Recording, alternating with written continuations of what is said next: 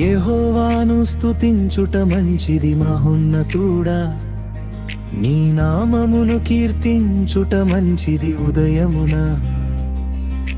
నీ కృపను ప్రతి రాత్రిని, నీ విశ్వాస్యతను 10 తంతుల స్వరమండలముతోను గంభీర ధ్వనిగల సితారాతోను ప్రచురించుట మంచిది.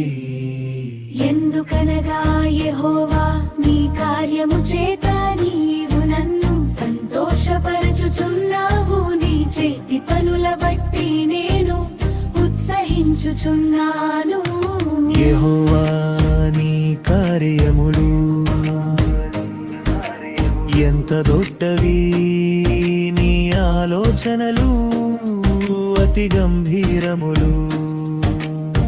పశుప్రాయులు వాటిని గ్రహింపరు,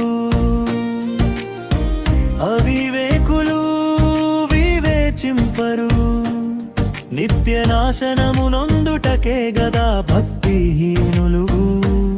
గడ్డి వలె జిగురు చెడు పనులు చేయువారందరూ పుష్పించుదురు.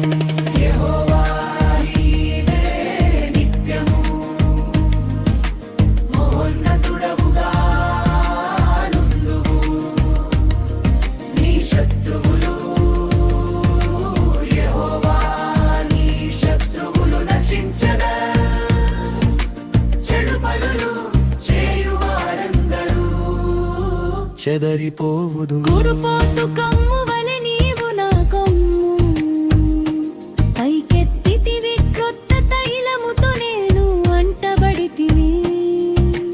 నా కొరకు పొంచిన వారి గతి నా కన్నులు ఆశ తీర చూచెను. నాకు విరోధముగా లేచిన దుష్టులకు సంభవించినది నా చెవులకు వినబడను.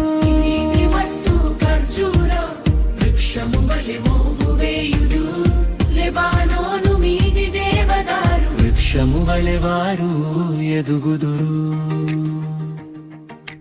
యెహోవా మందిరములో నాటబడిన వారై వారు మన దేవుని ఆవరణములలో వర్ధిల్లుదురు. నాకు ఆశ్రయదుర్గమైన యెహోవా యథార్థవంతుడనియు, ఆయన యందు ఏ చెడుతనమును లేదనియు ప్రసిద్ధి చేయుటకై